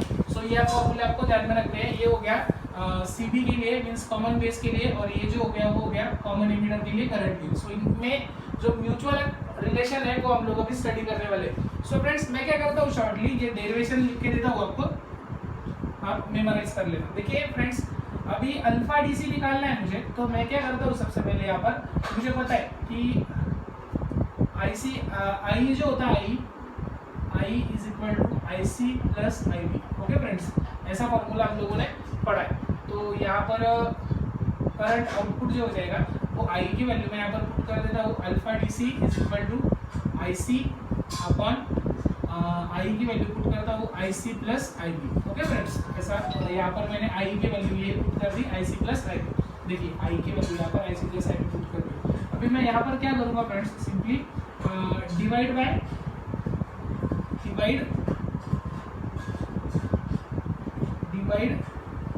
Numerator and denominator by, देखिए यहाँ पर आईसी है, हमें आईसी के नीचे आई भी बनाना है क्योंकि हमें अल्फा डीसी का रिलेशन बीटा डीसी में लिखना है। तो ऊपर तो आईसी है ही यहाँ पर, तो हमें नीचे आई भी लिखना है ना, तो फिर मैं यहाँ पर डिवाइड करता हूँ आई बी से। सो फ्रेंड्स न्यूमरेटर डिनोमिनेटर को आई बी को डिवाइड करेंगे, क्यों? क्योंकि यहाँ पर अल्फा डीसी का कन्वर्जन हमें बीटा डीसी में बनाने का है और बीटा डीसी के नीचे आई बी है, सो हमें आई बी से न्यूमरेटर और डिनोमिनेटर को डिवाइड करना पड़ेगा। सो ये alpha DC as it is आ जाएगा, नीचे लिखता हूँ alpha D C is equal to, देखिए फ्रेंड्स यहाँ पर आई सी था, न्यूमरेटर को हम लोग आई बी से डिवाइड करेंगे, फिर आई सी प्लस आई बी और उसको डिवाइड करेंगे फिर से आई बी से। देखिए न्यूमरेटर को और डिनोमिनेटर को मैंने आई बी से डिवाइड कर दिया। सो फ्रेंड्स इसको हम लोग स्प्लिट अप कर लेंगे। अभी ये आ जाएगा आई सी अपॉन आई बी और नीचे लिखेंगे आई C upon I B plus यहाँ पर लिखेंगे आई बी अपॉन आई बी। सो ये आई बी और आई बी कैंसिल हो जाएगा, यहाँ पर बच जाएगा 1। So friends alpha D C is equal to, देखिए क्या बचेगा, I C upon I B divided by I C upon I B plus 1। Okay friends, तो यहाँ पर हम लोग क्या करेंगे, but I C upon I B जो होता है वो होता है आपका beta D C friends. Okay देखिए I C upon I B जो होता है वो होता है बीटा डी सी। सो हम लोग यहाँ पर I C upon I B की वैल्यू अभी बीटा डी सी प्लेस करेंगे, तो यहाँ पर रिलेशन बन जाएगा alpha D C is equal to, यहाँ पर आ जाएगा आपका बीटा डी सी, नीचे भी आ जाएगा आपका बीटा डी सी और ये plus 1 as it is. So friends देखिए ये रिलेशन है आपका beta D C upon 1 plus beta D C या बीटा डी सी प्लस 1, इसे हम लोग कहते हैं, ये जो रिलेशन है ये रिलेशन हमें बताता है कि अल्फा डी सी का और बीटा डी सी का क्या रिलेशन है। देखिए alpha D C in terms of beta D C होता है alpha D C is equal to beta D C upon beta D C plus 1, या फिर हम लोग इसे ऐसा भी लिख सकते हैं कि alpha D C is equal to beta D C divided by 1 plus beta D C. Okay friends देखिए 1 प्लस बीटा डी सी, 1 इधर लिख के, 1 तो कम्यूटेटिव होता है प्लस के लिए, सो यहाँ पर प्लस साइन कम्यूटेटिव होता है, हम लोग उसका अल्टरनेट करके लिख सकते हैं। सो ये समझ में आ गया होगा आपके। अभी मैं ये वाला रिलेशन दिखाता हूँ आपको कि beta D C in terms of alpha D C हम लोग कैसे स्टडी करेंगे। सो फ्रेंड्स देखिए यहाँ पर अभी बीटा डी सी लिख लिया है हम लोगों ने। सो मैं फिर से क्या करता हूँ, I is equal to I C plus I B, ये रिलेशन हम लोगों ने पढ़ा है वर्किंग के वक्त ट्रांजिस्टर के। सो मैं यहाँ पर आई बी की वैल्यू अगर से फाइंड कर लूँ तो वो आएगी आई माइनस आई सी, ये प्लस आई सी इधर आते वक्त माइनस आई सी हो जाएगा, I B as it is, I as it is और इक्वल टू के इधर आई सी आया तो वो माइनस हो गया। सो फ्रेंड्स ये देखिए अभी ये पुट करेंगे हम यहाँ पर आई बी की value. So beta D C is equal to आ जाएगा, देखिए फ्रेंड्स ऊपर है आई सी और नीचे आ जाएगा आपका आई बी की जगह पे ये वैल्यू पुट कर दूंगा मैं I minus I C. Okay friends now divide numerator and denominator by, अभी देखिए न्यूमरेटर और डिनोमिनेटर को हमें किससे डिवाइड करना है, उसका आंसर बीटा डीसी का कन्वर्जन हमें अल्फा डीसी में करना है। सो ऊपर तो आईसी है ही अपना, तो आईसी के नीचे हमें आई चाहिए, तो मैं यहाँ पर ऊपर और नीचे आई से डिवाइड कर दूंगा, तो ये रिलेशन बन जाएगा beta DC is equal to, ऊपर आ जाएगा आई सी अपॉन आई, ऊपर देखिए मैंने आई से डिवाइड कर दिया यहाँ पर, और नीचे क्या करूँगा अभी मैं फिर से I minus I C divided by फिर से कर दूंगा आई। ओके फ्रेंड्स, सो इसको स्प्लिट अप कर लेंगे अभी हम, ऊपर आएगा आई सी अपॉन आई और नीचे बन जाएगा I upon I minus I C upon I. Okay, ये आई और आई कट होकर यहाँ पर बच जाएगा 1। सो यहाँ पर आपको मिलेगा beta D C is equal to I C upon I divided by 1 minus I C upon I. Okay friends, but हमें पता है कि यहाँ पर आई सी अपॉन आई जो है वो है आपका अल्फा डी सी। देखिए फ्रेंड्स IC अपॉन आई जो है वो है आपका अल्फा DC।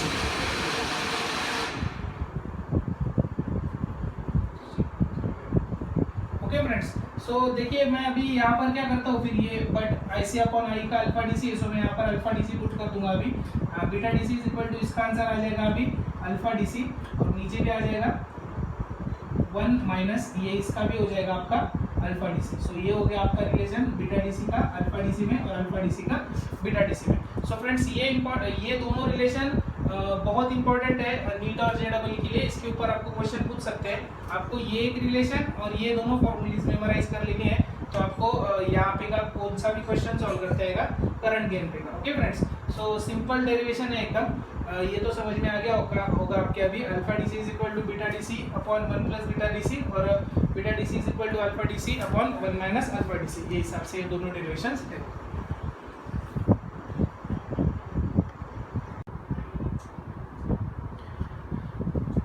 तो अभी हम लोग सेमीकंडक्टर डिवाइसेस का लास्ट वाला टॉपिक स्टडी करने वाले हैं, logic gates. Okay, so what is mean by logic gates? देखिए आजकल इलेक्ट्रॉनिक्स में जो भी कुछ स्विचिंग होती है वो स्विचिंग यूज़ करने के लिए हम लोग बेसिकली गेट्स यूज़ करते हैं।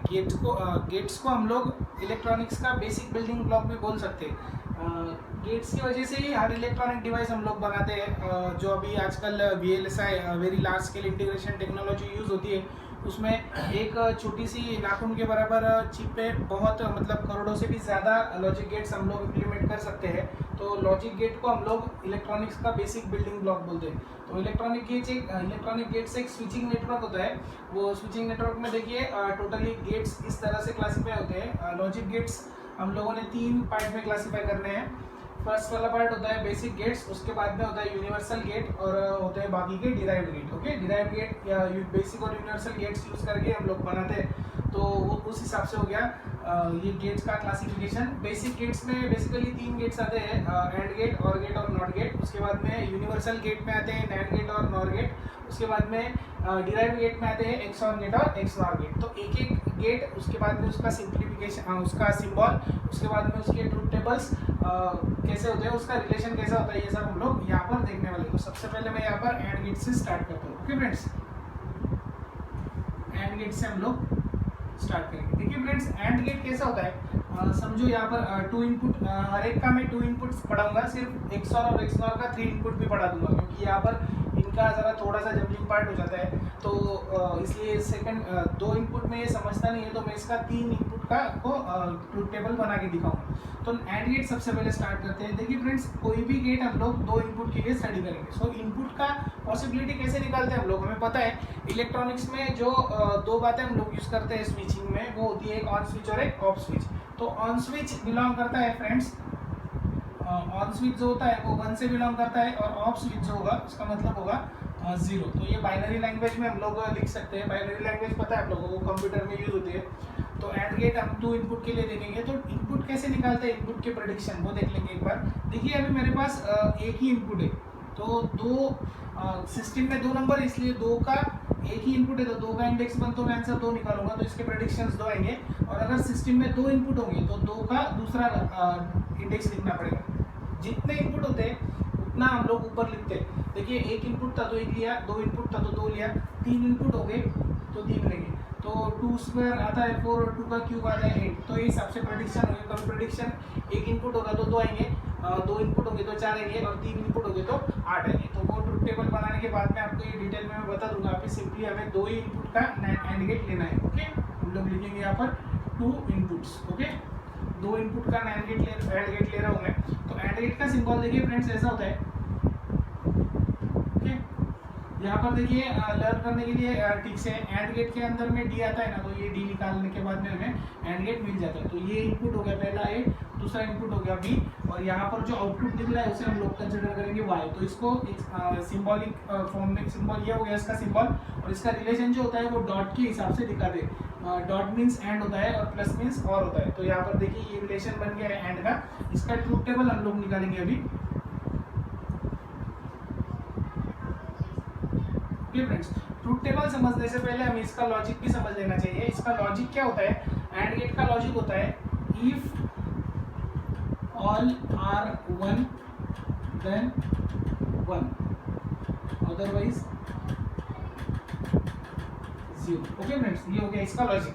सबके सब अगर इनपुट 1 हो गए तो आउटपुट को हमें 1 मिलेगा, नहीं तो हमें 0 मिलता है। ये सिंपली रिजल्ट है एंड गेट का। सिंपली देखिए, अगर से सबके सब 1 हो गए तो ही हम 1 लिखेंगे, अदरवाइज सबके सब 1 नहीं होंगे तो हम लोग उसका आंसर 0 लिखेंगे। तो ट्रुथ टेबल के हिसाब से देखिए फ्रेंड्स, इनपुट मुझे एक ए था, एक बी था, और यहाँ पर मैं आउटपुट लूंगा y is equal to a dot b. And gate का मुझे ट्रुथ टेबल निकालना है। तो ट्रुथ टेबल के लिए मैंने बोला था 2 इनपुट हो गए तो 4 प्रेडिक्शंस आते हैं। देखिए 4 प्रेडिक्शंस कैसे आते हैं, 4 के हाफ बोलिए कितना होते हैं, 4 के हाफ होता है 2।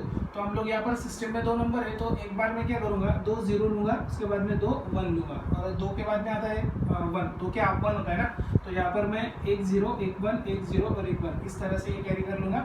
अब ये हो गया मेरा इनपुट का प्रेडिक्शंस नोट डाउन। उसके बाद में मैं आउटपुट लूँगा, तो एंड गेट का आउटपुट मैंने देखा यहाँ पर स्टेटमेंट लिखा है, देखो ये स्टेटमेंट है उसका लॉजिक एंड गेट का। तो एंड गेट का लॉजिक क्या है friends, if all are 1 then 1, otherwise वो होता है 0। तो ऑल 1 हो गए तो ही आउटपुट आएगा 1। देखिए यहाँ पर ऑल 1 नहीं है तो यहाँ पर 0 आ जाएगा। यहाँ पर 1 था लेकिन 1 नहीं था, फिर भी आउटपुट 0 आएगा। यहाँ पर 1 है लेकिन 1 नहीं है तो इसका आउटपुट आएगा 0। ओके फ्रेंड्स, तो ये हो गया एंड गेट के बारे में। एंड गेट का अगर से आपका सर्किट डायग्राम बनाएंगे तो एंड गेट जो होता है ना, देखिए फ्रेंड्स सिंपली एंड गेट का सर्किट डायग्राम ऐसा होता है, एंड मतलब सीरीज होता है और मतलब होता है पैरेलल। ओके, तो देखिए यहाँ पर दोनों स्विच लगाए मैंने, ए स्विच और बी स्विच। इसका स्विचिंग एप्लीकेशन लिखता हूँ मैं यहाँ पर, ये आपका लैंप हो जाएगा। नीचे मैं यहाँ पर वोल्टेज सोर्स देता हूँ डीसी और प्लस माइनस वोल्टेज डीसी, और देखिए यहाँ पर कोई की कोई जरूरत नहीं है, डायरेक्टली कनेक्ट कर देता हूँ। तो देखिए फ्रेंड्स, यहाँ पर पहला स्विच ऑफ होगा, पहला स्विच ऑन हो गया, दूसरा ऑफ हो गया, पहला यहाँ पर दोनों स्विच हमें ऑन लगेंगे तो ही ये लैंप ग्लो करेगा, अदरवाइज ये लैंप जो होगा ये लैंप ग्लो नहीं कर सकता। एक चालू होगा, देखिए दोनों स्टेज में अगर से दोनों ओपन है तो दोनों ओपन होगा तो लैंप नहीं लगेगा। देखिए लैंप नहीं लगा है। उसके बाद में पहला यहाँ पर ये ओपन होगा, ये क्लोज होगा, समझो ये यहाँ पर कनेक्ट हो गया, तो उसके बाद में भी सर्किट में से करंट नहीं जा सकता, फिर भी यहाँ पर वो ऑफ ही दिखाएगा। उसके बाद में देखिए पहला वाला ऑफ, पहला वाला क्लोज हो गया, तो क्लोज होने के बाद में देखिए फिर से वो इधर वाला ऑफ है तो ये कंडक्ट नहीं करेगा, फिर से इसका रिजल्ट आएगा 0।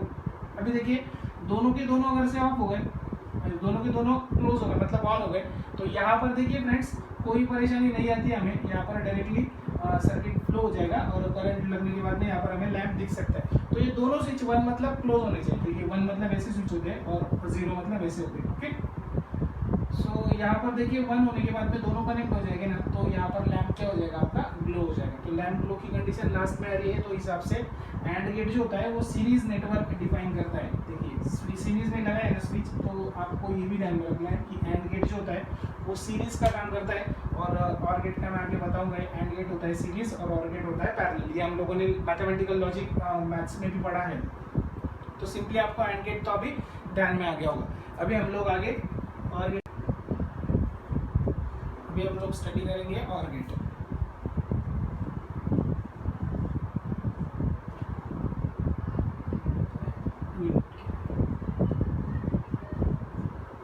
और गेट हम लोग 2 इनपुट्स के लिए स्टडी करेंगे। सो और गेट में देखिए फ्रेंड्स क्या होता है, और गेट जो होता है, और गेट का सिंबल कुछ इस प्रकार होता है। 2 इनपुट देख रहे हैं तो देखिए यहाँ पर मैं गेट्स कैसे निकालता हूँ। ये हो गया आपका और गेट, ये y इज इक्वल टू आ जाएगा a प्लस बी, और यहाँ पर a होगा और यहाँ पर होगा b। ओके फ्रेंड्स, ये हो गया और गेट का सिंबल।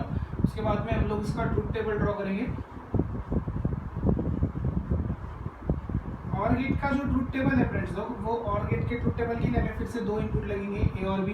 2 इनपुट को प्रेडिक्शन मैंने कैसे निकालना आपको बोला है, 2 के लिए हम लोग 4 लेते हैं, तो 4 का आ जाएगा 2 0 2 1, उसके बाद में 1 0 1 1 1 0 और 1 1। ओके फ्रेंड्स, तो यहाँ पर आपका आउटपुट होगा y is equal to a plus b. देखिए प्लस जो होता है ना वो और डिनोट करता है, और डॉट जो होता है वो एंड डिनोट करता है। सो फ्रेंड्स यहाँ पर फिर से हमें सेंटेंस लिखना पड़ेगा। अभी यहाँ पर और गेट का लॉजिक हमें क्या कहता है, एटलीस्ट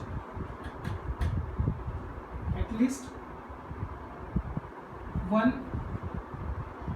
is 1, then ऐसे लिखता हूँ, एटलीस्ट 1 is 1 then 1, otherwise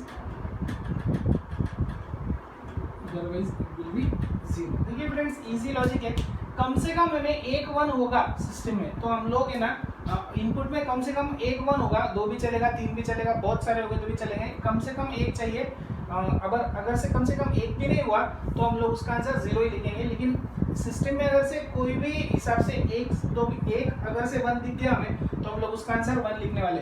तो देखिए फ्रेंड्स, यहाँ पर एक भी 1 नहीं दिख रहा है तो इसका आंसर हम लोग क्या लिख देंगे 0। यहाँ पर देखिए एक 1 दिख रहा है तो मैं 1 लिखता हूँ, यहाँ पर भी एक 1 दिख रहा है तो यहाँ पर 1 लिखता हूँ, यहाँ पर 2 1 है, मतलब एटलीस्ट बोला है। तो देखिए आपको एटलीस्ट कंसेप्ट पढ़ाता हूँ, समझो हमें मैथ्स में पास होने के लिए एटलीस्ट 35 मार्क्स लगते हैं, तो 35 के आगे हमने अगर से ऑब्टेन किए तो थोड़ी ना हमें कुछ प्रॉब्लम्स क्रिएट होगी। तो एटलीस्ट हम लोग कहाँ पर यूज़ करते हैं, एटलीस्ट मतलब वो और उसके ऊपर का सब चलेगा, मतलब 35 और 35 के ऊपर का सब चलेगा, लेकिन 35 के नीचे का कुछ नहीं चलेगा। तो हमने क्या सोचा है यहाँ पर, एटलीस्ट 1 चाहिए, एक बार 1 चाहिए, तो हम लोग उसका आंसर लिखेंगे 1। अगर से एक बार भी नहीं होगा तो उसका आंसर लिखेंगे 0। ये हो गया उसका लॉजिक।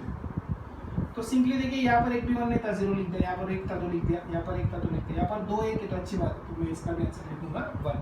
फ्रेंड्स ये हो गया ट्रूथ टेबल और गेट का। सो और गेट्स की अगर से हमने स्विचिंग डायग्राम निकाली तो और गेट का स्विच कुछ इस प्रकार होता है।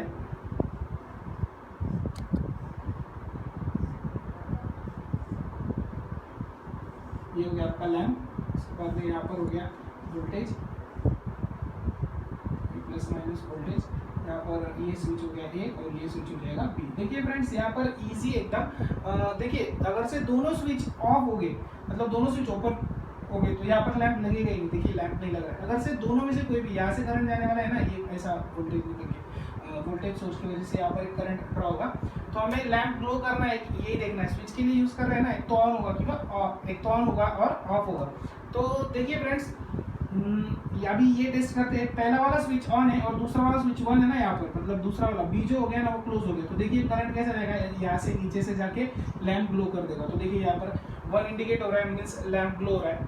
उसके बाद में देखिए अभी क्या हुआ, अभी तीसरे केस में क्या दिख रहा है हमें, पहला वाला स्विच जो है वो क्लोज हो गया और दूसरा वाला ओपन ही है। देखिए यहाँ पर 0 है तो बी 0 है और 1 मीन्स क्लोज हो जाता है स्विच। तो देखिए क्लोज हो गया स्विच, तो ये करंट ऊपर से चला जाएगा नीचे और लैंप को ग्लो कर देगा। तो फिर भी देखिए यहाँ पर आउटपुट 1 दिखाई दे रहा है, मीन्स सेटिस्फाई हो रहा है। उसके बाद में देखिए फ्रेंड्स दोनों अगर से क्लोज हो गए, मतलब ये भी क्लोज हो गया और ये भी क्लोज हो गया, तो यहाँ पर करंट के हिसाब से करंट पहले स्प्लिट होगा, current division.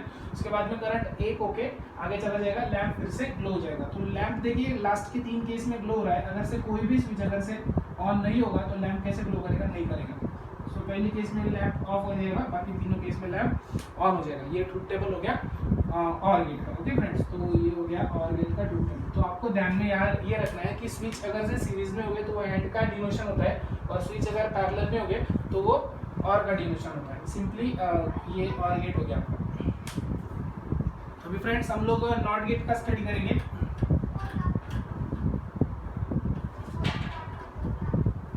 So not gate क्या होता है, सिंपली देखिए फ्रेंड्स, ये सब बेसिक गेट्स पढ़ रहे हैं हम लोग। अभी नॉट गेट जो हो गया ना, वो नॉट गेट में देखिए फ्रेंड्स, नॉट गेट सिर्फ 1 इनपुट के लिए लिखा जाता है, क्योंकि नॉट में एक ही इनपुट होता है। नॉट गेट सिंपली एक ट्रायंगल और उसको आगे बबल लगाते हैं। ये बबल का मीनिंग समझ लेना, बबल का मीनिंग निगेटिव होता है।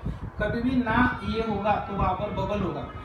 नैंड गेट हो गया, नॉर गेट हो गया, जहाँ पर यन आएगा स्टार्ट में वहाँ पर बबल आपको दिखाई देगा। तो यहाँ पर इनपुट हो गया एक, और यहाँ पर जो y इज इक्वल टू आएगा वो आएगा एक का बार। बार मीन्स ये बबल जो होता है वो बार दिखाता है, मतलब जहाँ पर यन आएगा वहाँ पर बबल भी आने वाला है और ये बार भी आने वाला है। ओके फ्रेंड्स, तो अभी इसका ट्रूथ टेबल देखेंगे। इसका लॉजिक क्या है, सिंपली इफ 1 होगा देन हो जाएगा 0, और इफ 0 होगा देन 0 का हो जाएगा 1। तो 1 का 0 और 0 का 1 करना है, सिंपल ट्रूथ टेबल एकदम। ये हो गया इसका सिंबल हो गया, और सिंबल के बाद में अभी हम लोग इसका ट्रूथ टेबल पढ़ेंगे। तो इसका ट्रूथ टेबल सिंपल होता है एंड गेट का ट्रूथ टेबल। देखिए फ्रेंड्स, ए लिखूंगा और यहाँ पर y इज इक्वल टू ए का बार लिख दूंगा। ओके, ये इनपुट हो गया, ये आउटपुट हो गया। तो इनपुट में देखिए अभी एक 0 आएगा और एक 1 आएगा, क्योंकि इनपुट एक ही है ना, एक के लिए हम 2 ही प्रेडिक्शन लेते हैं, तो 2 प्रेडिक्शन में एक 0 आएगा और एक 1 आएगा। अभी इसका आउटपुट लेना, देखो 1 का 0 हो जाता है और 0 का 1 हो जाता है, तो ये 0 का 1 हो जाएगा और ये 1 का 0 हो जाएगा। तो सिंपली नॉट गेट क्या किसके लिए यूज होता है, नॉट गेट हमें अल्टरनेट करने के लिए यूज होता है, मतलब 0 होगा तो 1 करेंगे और 1 होगा तो 0 करेंगे। सबसे इजी गेट है नॉट गेट पढ़ने में, और उसको इनपुट एक ही होता है। ओके फ्रेंड्स, ये आपका हो गया नॉट गेट।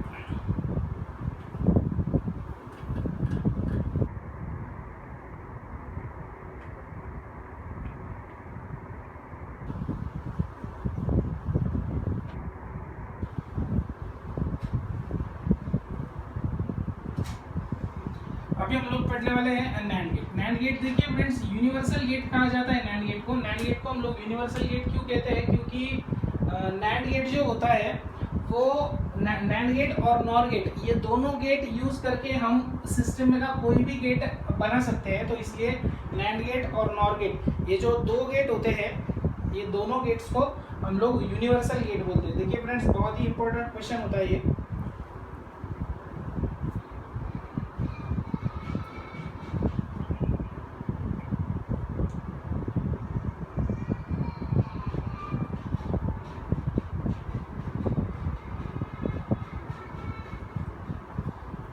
फिर से एक बार बताता हूँ, यूनिवर्सल गेट्स में ये दो गेट्स यूज करके हम लोग कोई भी गेट बना सकते हैं, इसलिए ये गेट को हम लोग यूनिवर्सल गेट बोलते हैं। यूनिवर्सल गेट में दो गेट आते हैं, नैंड गेट और नॉर गेट। ओके फ्रेंड्स, तो सिंपली देखिए अभी नैंड गेट का सिंबल निकालेंगे हम लोग।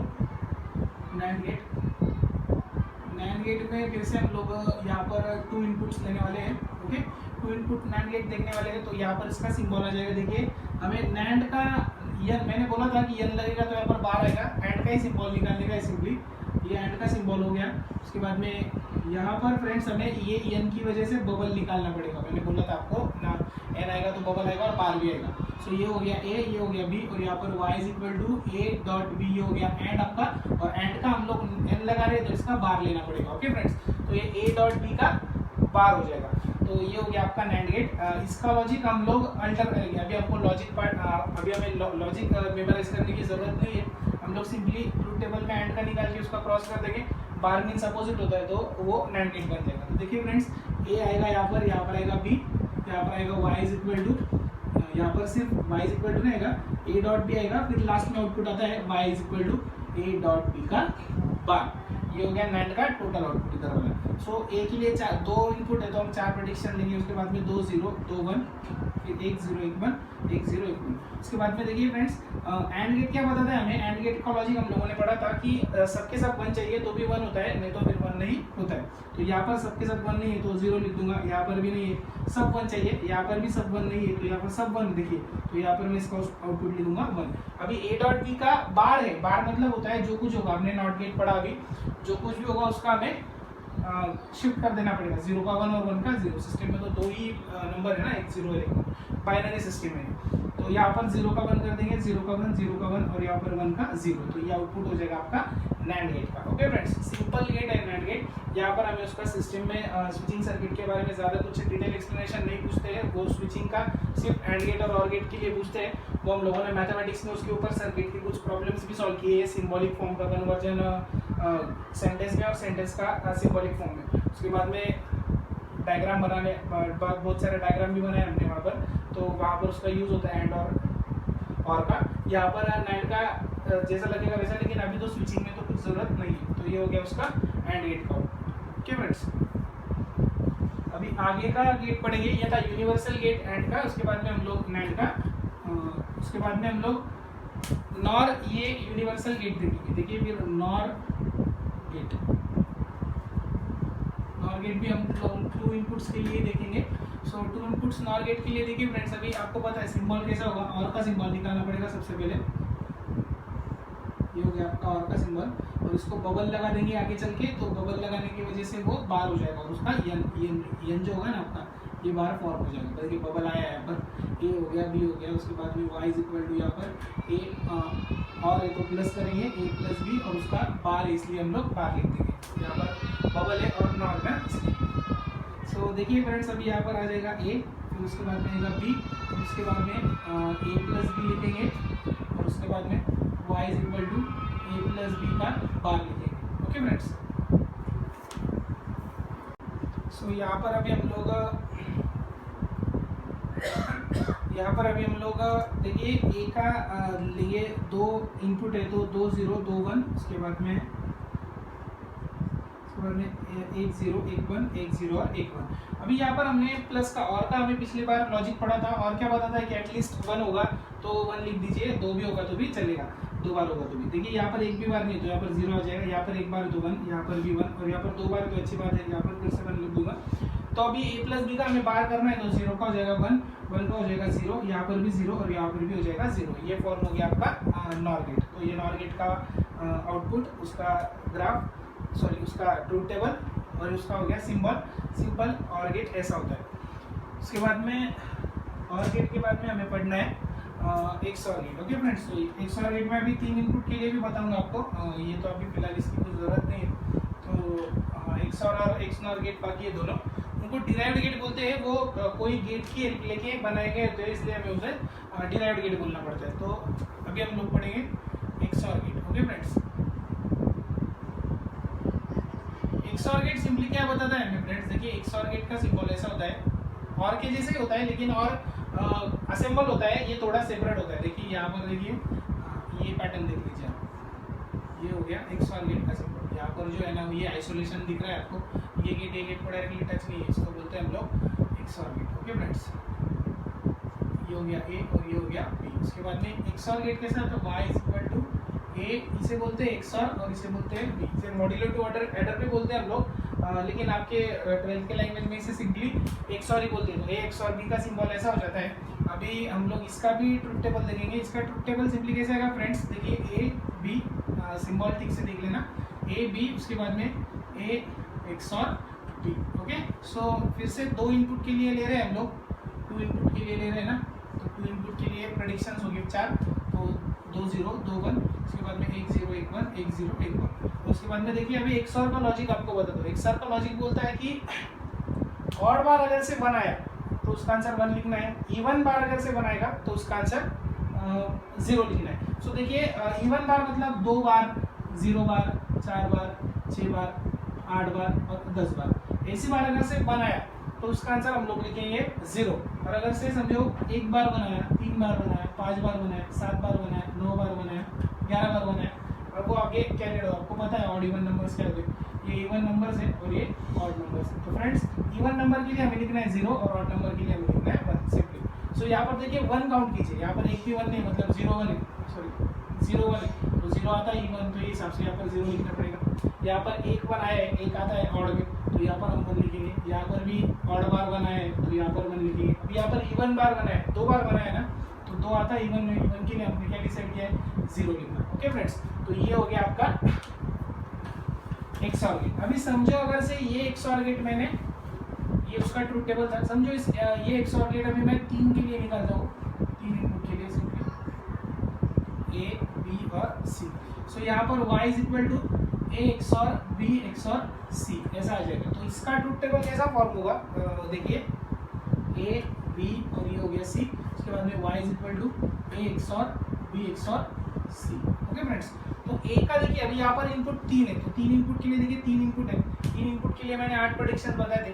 8 का हाफ कितना होता है फ्रेंड्स, 4, तो 4 0 आ जाएंगे यहाँ पर और 4 आएंगे 1। उसके बाद में 4 का हाफ होता है 2, फिर 2 0 2 1, उसके बाद में फिर से 2 0 2 1, 2 का हाफ होता है 1। सो यहाँ पर 1 0 1 1 1 0 1 1 1 0 1 1 1 0 और 1 1, तो ये हो गया उसका प्रेडिक्शन। अभी यहाँ पर हमें फाइंड आउट करना है कि XOR गेट कैसा एक्ट करेगा। तो देखिए आपको पता है इवन बार अगर से बनाया तो उसका आंसर 0 लिखना है, ऑड बार अगर से बनाया तो उसका आंसर 1 लिखना है।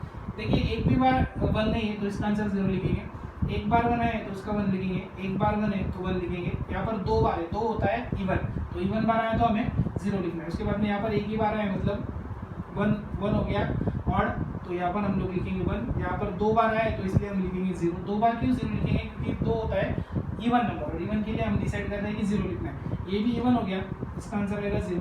उसके बाद में यहाँ पर देखिए 3 बार आया है, 3 ये ऑड नंबर है, तो यहाँ पर लिखेंगे हम लोग 1। सो ये टोटल डिस्क्रिप्शन हो गया आपका XOR गेट का 2 इनपुट के लिए एज वेल एज 3 इनपुट के लिए फ्रेंड्स। तो अभी यहाँ पर सिंपली हमें अभी XNOR गेट पढ़ना है। ओके फ्रेंड्स, तो XNOR गेट कैसा आएगा, देखिए XNOR गेट में क्या होता है 2 इनपुट के लिए। NOR बोला तो मैंने आपको यहाँ पर बबल लगाने का बोला है, बबल के बाद में यहाँ पर आता है बार। ओके फ्रेंड्स, सो ये बार आ जाएगा। सो यहाँ पर ABC, उसके बाद में 3 के लिए कैसा आएगा फ्रेंड्स, यहाँ पर भी बार आ जाएगा। ओके, ये हो गया XNOR गेट। उसके बाद में यहाँ पर भी बार आएगा। सो हम लोग ये सब या तो ये ठीक था, तो बाहर निकालने के लिए हमें डायरेक्ट ये नहीं निकालना पड़ेगा, हम लोग y = A XOR B XOR C और उसका बाहर निकालेंगे। सो A XOR B XOR B simply XOR निकालना पड़ेगा, फिर उसका अपोजिट कर दिए तो XNOR हो जाएगा। तो XNOR पढ़ने के लिए फ्रेंड्स हमें XOR निकालना पड़ेगा पहले। फिर से निकालते हो, देखिए 0, एक बार आया तो 1, एक बार आया तो 1, 2 बार आया तो 0, एक बार आया तो 1, 2 बार आया तो 0, 2 बार आया तो 0 और 3 बार आया तो 1। ओके फ्रेंड्स, तो अभी अभी इसका अपोजिट कर देंगे तो एक्स नॉर हो जाएगा। कैसा, 0 का 1, उसके बाद में यहाँ पर 0, यहाँ पर 0, उसके बाद में 0 का 1, यहाँ पर 1 का 0, उसके बाद में 0 का 1, ये 0 का 1 और ये 1 का 0। तो ये हो गया आपका एक्स नॉर का। ये लॉजिक गेट्स हम लोग स्विचिंग पर्पस के लिए यूज करते हैं सेमीकंडक्टर डिवाइसेस में। सेमीकंडक्टर डिवाइसेस में इसका बेसिक बिल्डिंग ब्लॉक बोलते हैं इन्हें, इनका बहुत ही इंपॉर्टेंट होता है। फ्लिप फ्लॉप में यूज किए जाते हैं ये। आप अगर से अपना करियर करेंगे इलेक्ट्रॉनिक्स में आए तो आपको ये समझ में आ जाएगा। सब इलेक्ट्रॉनिक्स में गेट्स ही ज़्यादा करके यूज करते हैं, डिजिटल टेक्निक्स। ओके फ्रेंड्स, तो ये हो गया गेट। यहाँ पर आपका सेमीकंडक्टर फिजिक्स चैप्टर खत्म हो चुका है। इसमें कोई प्रॉब्लम्स और न्यूमेरिकल्स ज़्यादा पूछे नहीं जाते हैं, तो हम लोग यहाँ पर स्टॉप करते हैं। Thank you friends.